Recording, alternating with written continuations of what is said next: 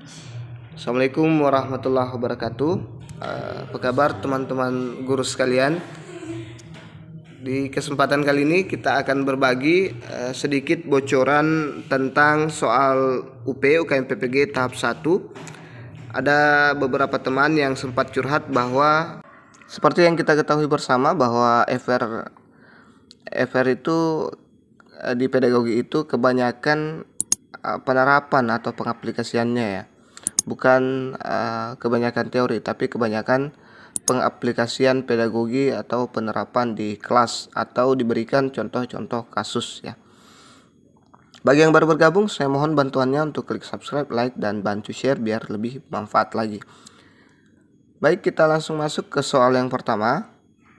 Pak Raden mengadakan ulangan dengan KD menentukan hasil operasi bilangan bulat. Dari 32 siswa, ternyata 22 siswa yang tidak tuntas KKM. Apa yang sebaiknya dilakukan Pak Raden?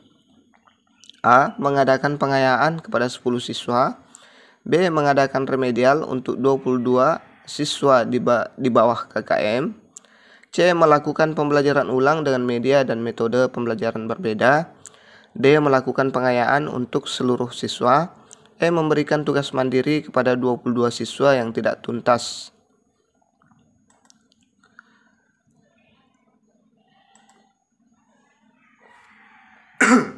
Jadi jawabannya ada di option C, yaitu melakukan pembelajaran ulang dengan media dan metode pembelajaran berbeda ya.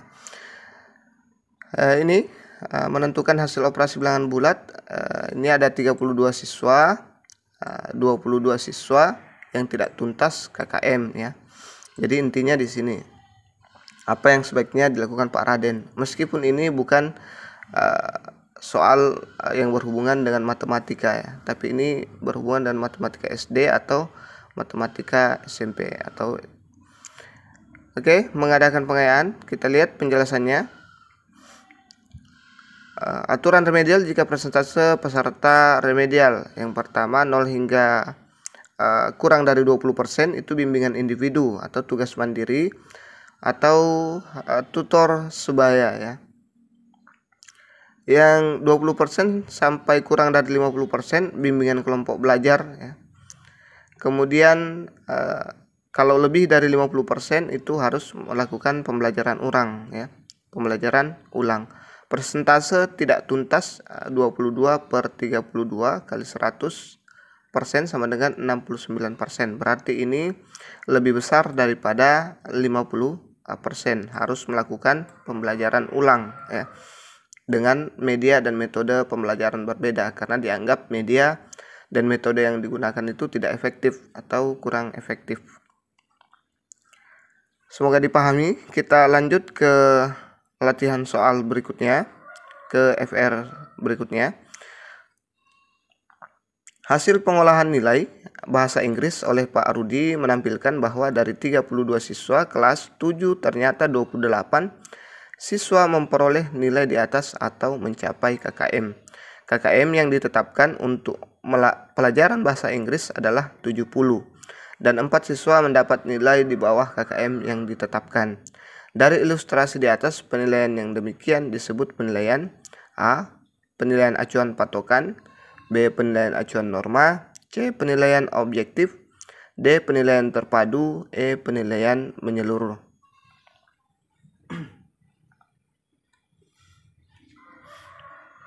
Jadi jawabannya adalah A. Penilaian acuan patokan ya. Kata kuncinya ada di sini ya. Nih. KKN yang ditetapkan untuk pelajaran bahasa Inggris adalah 70. Ini intinya sebenarnya ya.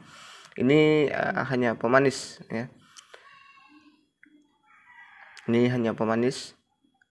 Dan 4 siswa mendapat nilai di bawah KKM. Oke, kita lihat pembahasannya. PAP merupakan suatu cara menentukan kelulusan siswa dengan menggunakan jumlah patokan didasarkan pada batas kelulusan KKM. Sedangkan penilaian acuan norma atau biasa disebut dengan PAN adalah penilaian yang dilakukan dengan mengacu pada norma kelompok atau nilai-nilai yang diperoleh siswa dibandingkan dengan nilai-nilai siswa lain dalam kelompok. Sedangkan penilaian terpadu berarti penilaian oleh pendidik merupakan salah satu komponen kegiatan pembelajaran. menyeluruh dan berkesinambungan, berarti penilaian mencakup semua aspek kompetensi ya, baik itu psikomotorik, afektif, dan lainnya. Objektif berarti penilaian didasarkan pada prosedur dan kriteria yang jelas tanpa dipengaruhi oleh subjektivitas penilaian ya.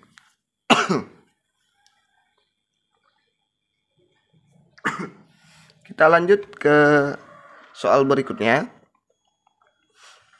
Perkembangan teknologi memungkinkan pembelajaran tidak lagi dilakukan tatap muka di dalam kelas, akan tetapi juga bisa dilakukan secara virtual atau jarak jauh dengan prinsip-prinsip pembelajaran berbasis teknologi. Pembelajaran model ini berbasis web dan bisa diakses menggunakan jaringan internet dimanapun dan kapanpun siswa berada. Pembelajaran yang demikian disebut pembelajaran A. Blended learning, B. E-learning, C. Learning by doing, D. Self-learning, E. Efficient learning.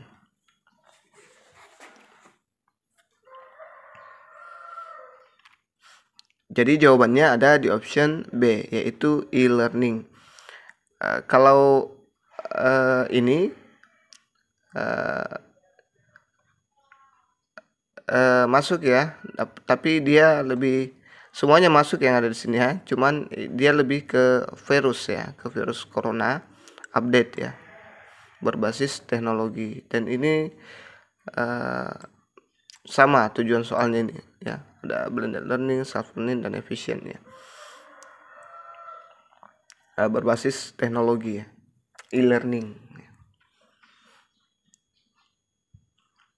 Oke, kata kuncinya ada di sini ya.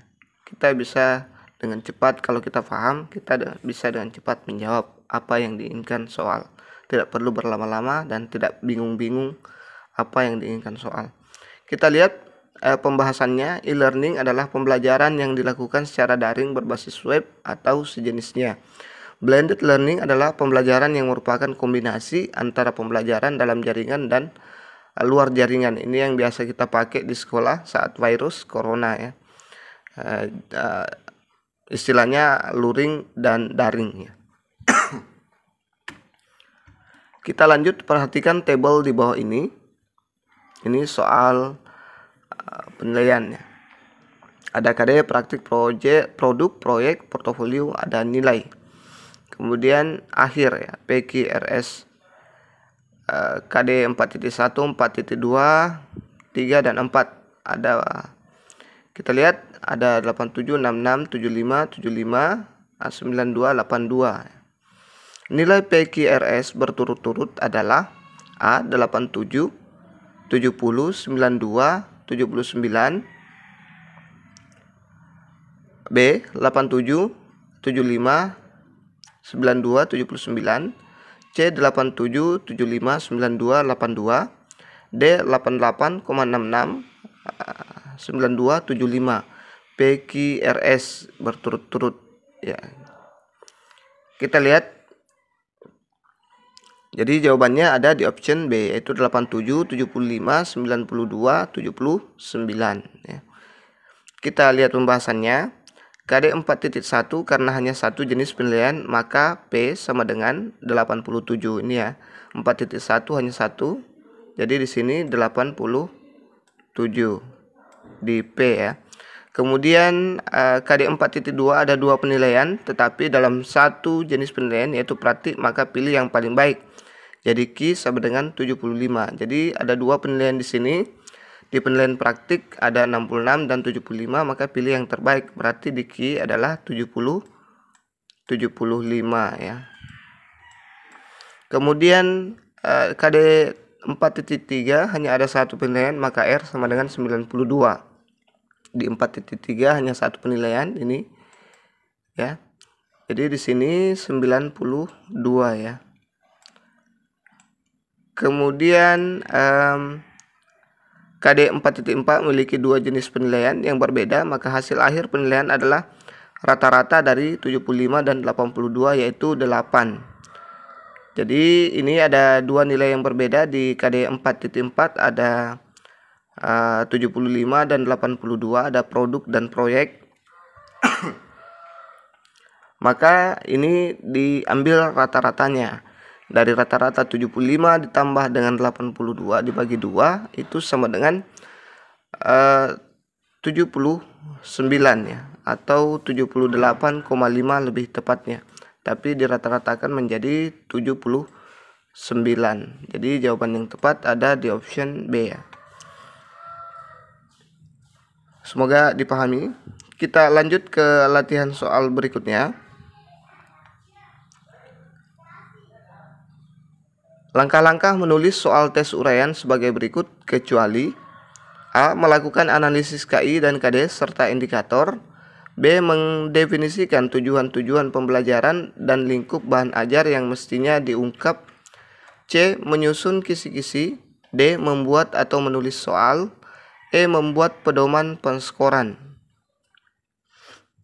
Ya, jadi harus diingat langkah-langkah dalam menulis soal tes uraian. Ya, ingat ya, ada kata kecuali. Jadi jawabannya ada di option A, melakukan analisis KI dan KD serta indikator. Kita lihat langkah-langkah menulis soal tes uraian. Yang pertama, mendefinisikan tujuan-tujuan pembelajaran dan lingkup bahan ajar yang mestinya diungkap. Jadi ini dia termasuk ya, termasuk langkah-langkah menyusun. Kemudian 2, menyusun kisi-kisi. Oke. Selanjutnya membuat atau menulis soal sekaligus dengan kunci jawaban. Ya.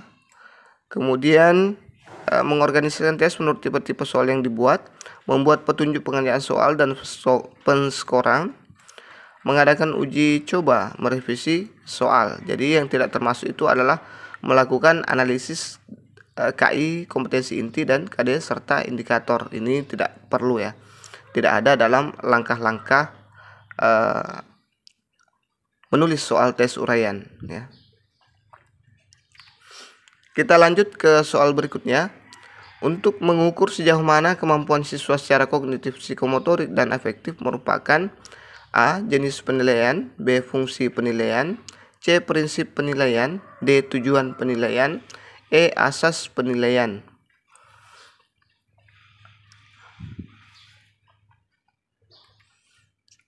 Jawabannya ada di option D, tujuan penilaian. Kita lihat, tujuan penilaian itu ada yang pertama, mengetahui tingkat penguasaan kompetensi dalam sikap afektif, pengetahuan kognitif dan keterampilan atau psikomotorik yang sudah dan belum dikuasai seorang atau sekelompok peserta didik untuk ditingkatkan dalam pembelajaran remedial dan pengayaan tertentu ya, yaitu harian, tengah semester, 1 semester, 1 tahun, dan masa studi satuan pendidikan. Menetapkan program perbaikan atau pengayaan. Yang keempat, memperbaiki proses pembelajaran. Saya lupa enter ini yang keempat ya. Itu dia dari tujuan-tujuan penilaian ya. Mengukur sama dengan mengetahui tingkatnya. Kita lihat fungsi penilaian ya, ada tujuan, ada fungsi ya. Yang pertama, menggambarkan sejauh mana peserta didik menguasai suatu kompetensi. Yang kedua, mengevaluasi hasil belajar peserta didik dalam rangka membantu peserta didik memahami kemampuan dirinya. Yang ketiga, mendiagnosa kesulitan belajar. Yang keempat, kontrol bagi peserta didik dan satuan pendidikan tentang kemajuan peserta didik. Kita lanjut ke soal berikutnya. Jangan lupa subscribe, like, dan bantu share ya teman-teman. Insyaallah kita masih akan buat FR teknis ini. Pedagogi masih ada yang belum saya masukkan di sini ya. Seorang guru sebelum melaksanakan pembelajaran mempersiapkan perangkat pembelajaran. Setelah menyusun indikator pembelajaran, lalu menyusun tujuan pembelajaran. Hal ini termuat dalam A. Silabus pembelajaran, B. Rencana pelaksanaan pembelajaran, C. Rencana penilaian pembelajaran, D. Analisis KI dan KD, E. Program semester.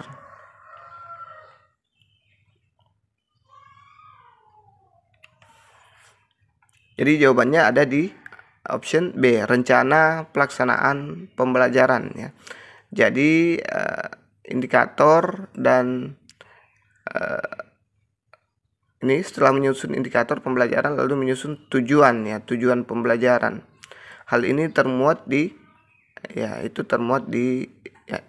ini ya, di RPP. Indikator dan tujuan pembelajaran adalah komponen dari RPP atau rencana pelaksanaan pembelajaran. Pada silabus tidak terdapat indikator dan tujuan. Jadi ini juga perlu digarisbawahi. Kita lanjut ke soal berikutnya.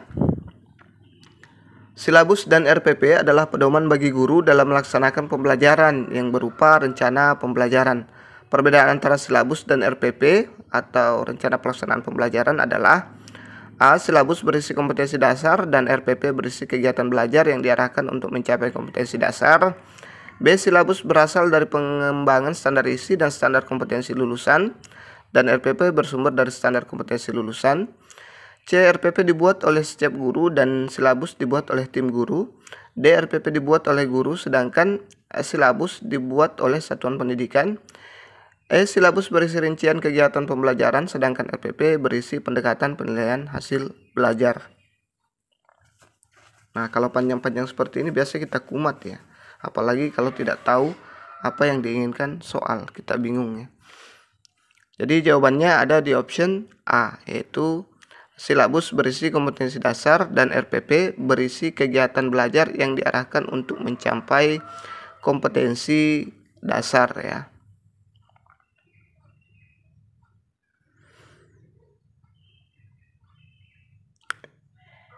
Oke, kita lihat pembahasannya. Silabus berisi kompetensi dasar dan RPP berisi kegiatan belajar yang diarahkan untuk mencapai kompetensi dasar KI dan KD. Dikembangkan dari standar kompetensi lulusan. Silabus dikembangkan dari KI dan KD, sementara RPP mengembangkan KD ya. Ke dalam indikator pencapaian kompetensi dasar dan tujuan pembelajaran, RPP disusun masing-masing guru sedangkan silabus dikembangkan oleh Kemendikbud.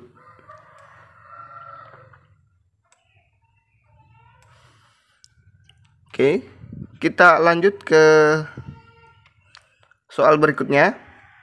Ini teori Edgar Dell ya. Edgar Dell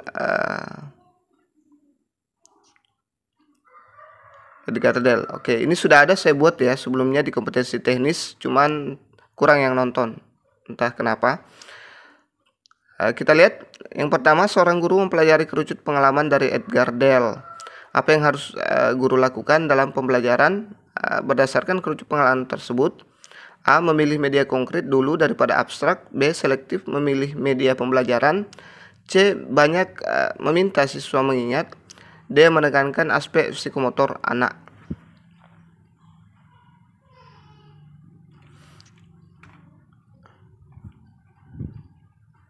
Oke, jadi ini dia kerucut dari pengalaman menurut Edgar Dell atau konpiramid.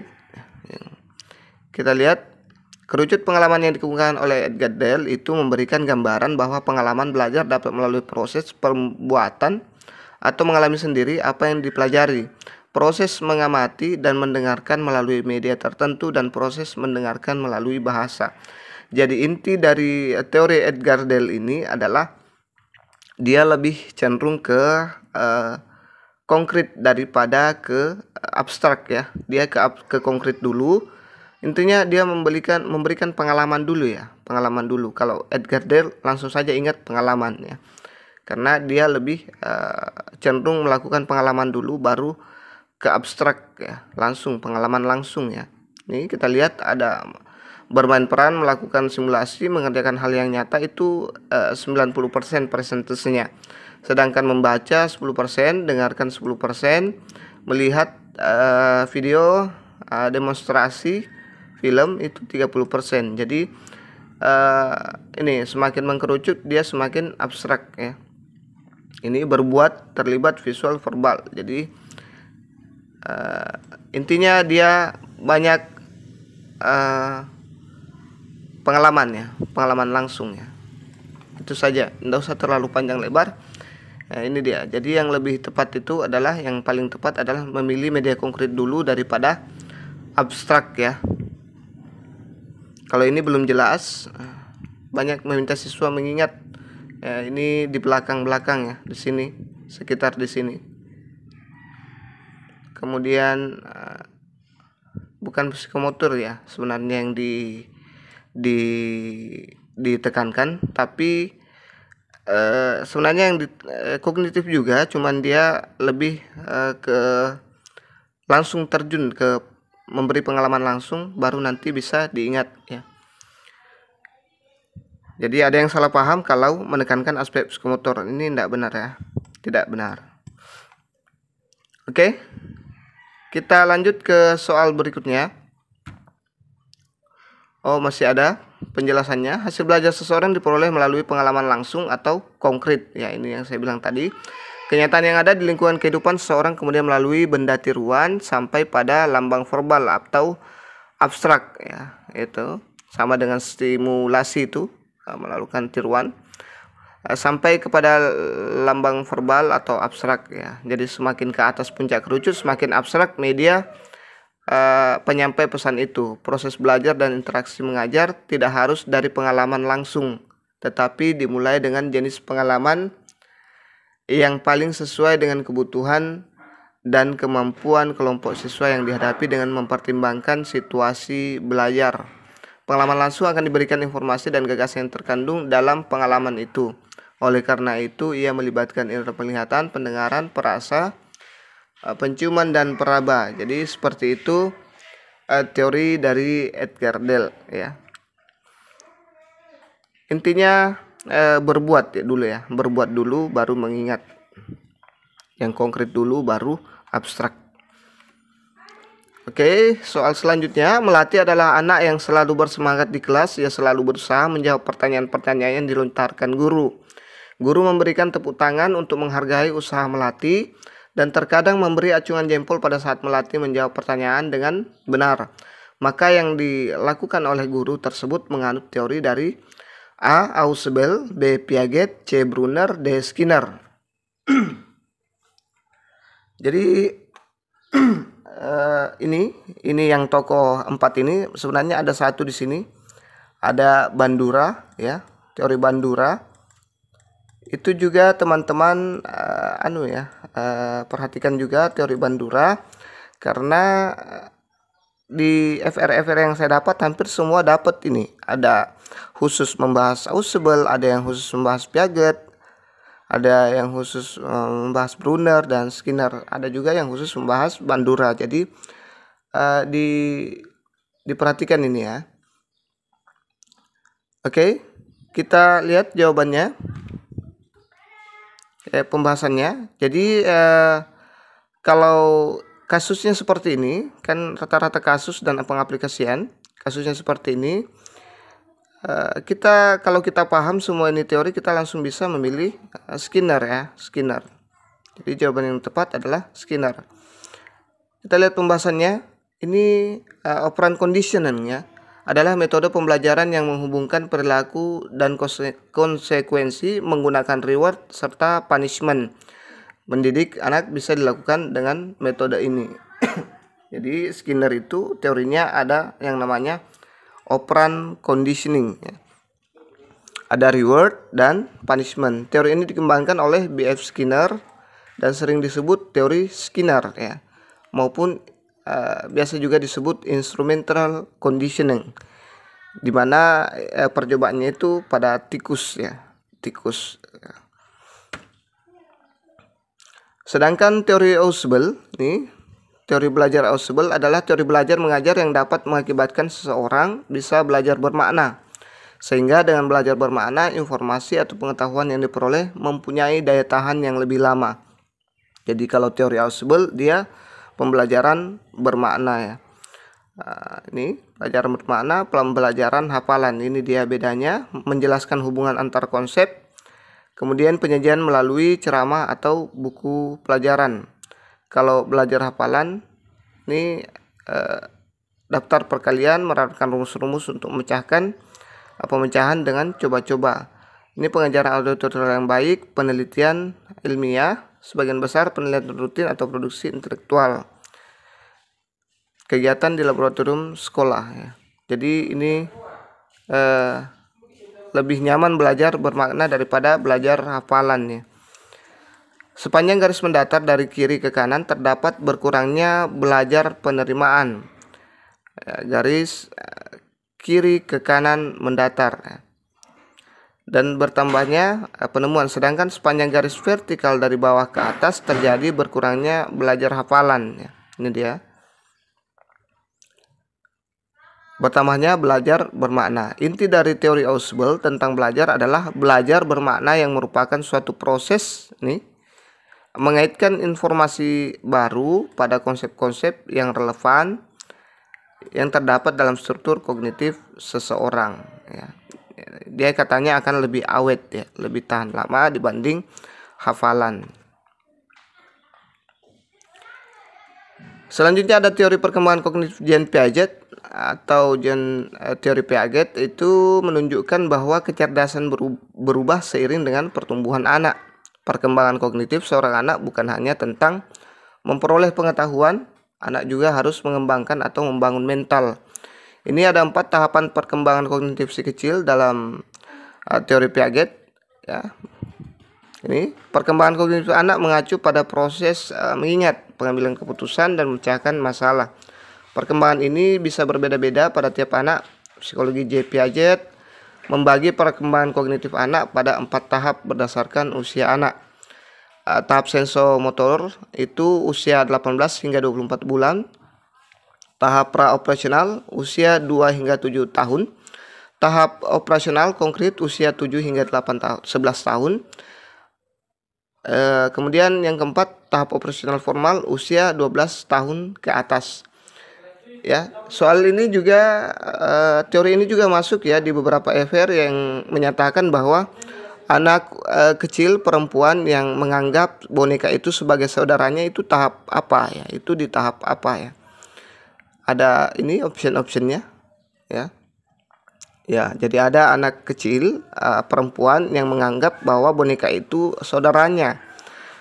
Boneka itu sangat berarti ya. Ada kira-kira anak itu masuk di tahap apa?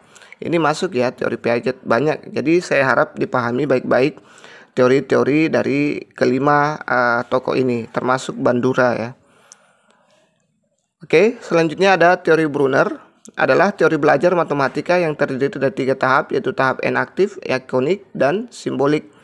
Kita lihat penjelasannya. Tahap enaktif adalah tahapan belajar di mana siswa diberi kesempatan dalam memanipulasi objek konkret secara langsung. Tahap ikonik adalah tahapan belajar di mana siswa memanipulasi objek konkret ke dalam bentuk gambar ya. Kemudian tahap simbolik adalah tahapan belajar di mana siswa memanipulasi gambar pada tahapan sebelumnya ke dalam simbol-simbol matematika.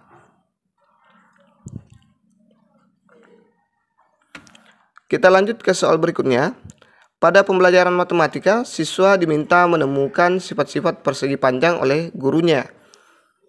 Siswa tersebut dapat menemukan sendiri sifat-sifat bujur sangkar karena pada pembelajaran sebelumnya sudah belajar mengenai bangun datar. Menurut Ausubel, hal tersebut menunjukkan Ausubel lagi ya. A. Belajar dengan menemukan penemuan yang bermakna. B. Belajar dengan penemuan tidak bermakna. C. Belajar menerima yang bermakna. D. Belajar menerima yang tidak bermakna. Kalau ketemu Ausubel itu adalah belajar dengan penemuan bermakna atau pembelajaran yang bermakna. Tadi ada gambaran yang saya berikan, ada penelitian ilmiah di situ ya. Penelitian ilmiah. Ya, kita lihat teori belajar Ausubel adalah teori belajar mengajar yang dapat mengakibatkan seseorang bisa belajar bermakna. Ya, intinya kalau Ausubel ingat saja bermakna. Ya, sehingga dengan belajar bermakna, informasi atau pengetahuan yang diperoleh mempunyai daya tahan yang lebih lama dan dia termasuk teori kognitif ya. Kita lanjut ke soal berikutnya. Saat Edo mengajukan pertanyaan kepada guru, dari situ guru kemudian memberikan pujian kepada Edo karena diberi pujian, membuat Edo lebih terus meningkatkan kemampuan untuk mengajukan pertanyaan-pertanyaan yang baik lagi ke depannya. Maka hal tersebut sejalan dengan teori A. Behavioristik, C. B. Kognitif, C. Humanistik, D. Konstruktivistik, E. Cybernetik. Jadi seperti yang saya katakan bahwa itu lebih cenderung ke contoh kasus atau penerapan atau pengaplikasian. Jadi jawaban yang tepat adalah teori behavioristik ya. Ya, ini diberi pujian ya, diberi penguatan dengan pujian, maka selanjutnya dia akan lebih termotivasi lagi untuk membuat pertanyaan-pertanyaan yang baik lagi ke depannya atau lebih baik lagi ke depannya, seperti itu. Ini ada reinforcement yang pertama, itu penguatan positif. Ada juga reinforcement penguatan negatif. Kita lihat, reinforcement positif adalah hal yang menghasilkan atau menguatkan suatu perilaku positif. Misalnya memberikan pujian terhadap anak yang aktif di kelas. Kemudian reinforcement penguatan atau negatif. Reinforcement negatif adalah suatu hal yang dilakukan untuk menghentikan perilaku negatif yang dihadapi. Misalnya sering menyindir anak-anak yang malas mengerjakan tugas atau PR agar termotivasi dari rasa malunya ya, dicemooh di depan teman-temannya. Selanjutnya ada punishment. Punishment juga terbagi menjadi dua, punishment positif dan punishment negatif. Punishment positif atau punishment by application adalah suatu usaha yang dilakukan untuk mengurangi terjadinya perilaku dengan melemahkan respons. Contohnya adalah menghukum anak dengan memukul ringan tubuhnya karena ia berperilaku tidak sopan terhadap guru misalnya. Punishment negatif juga dikenal sebagai punishment by removal atau pengurangan ya. Artinya tindakan ini dilakukan dengan menyingkirkan atau meniadakan benda atau apapun yang bisa memicu perilaku negatif. Contoh dari langkah ini adalah dengan mengeluarkan anak dari ruang kelas dan tidak mengikutkannya dalam proses pembelajaran. Soal selanjutnya adalah, menurut Piaget yang seharusnya dilakukan oleh guru dalam proses pembelajaran adalah sebagai berikut kecuali A. Mengajar dengan menggunakan bahasa yang sesuai dengan cara berpikir anak. B. Membantu anak agar dapat berinteraksi dengan lingkungan sebaik-baiknya. C. Bahan yang harus dipelajari anak hendaknya dirasakan baru tetapi tidak asing. D. Anak-anak hendaknya diberi peluang untuk saling berbicara dan berdiskusi dengan teman-temannya. E. Menghadapkan anak pada situasi yang membingungkan atau suatu masalah. Kira-kira yang mana ini jawabannya? Ya, kalau kita sudah paham teori Piaget berarti kita langsung bisa jawab di sini ya. Oke, ini dia pembahasannya. Implikasi teori perkembangan kognitif Piaget dalam pembelajaran PAI antara lain, tekanan pada keaktifan peserta didik melibatkan partisipasi peserta didik, belajar aktif dan guru berperan sebagai fasilitator pengetahuan, mampu memberikan semangat belajar, membina dan mengarahkan peserta didik ya. Implikasi teori Brunner. Sedangkan ini jadi Piaget itu bagaimana siswa bisa belajar senyaman mungkin ya dengan lingkungannya.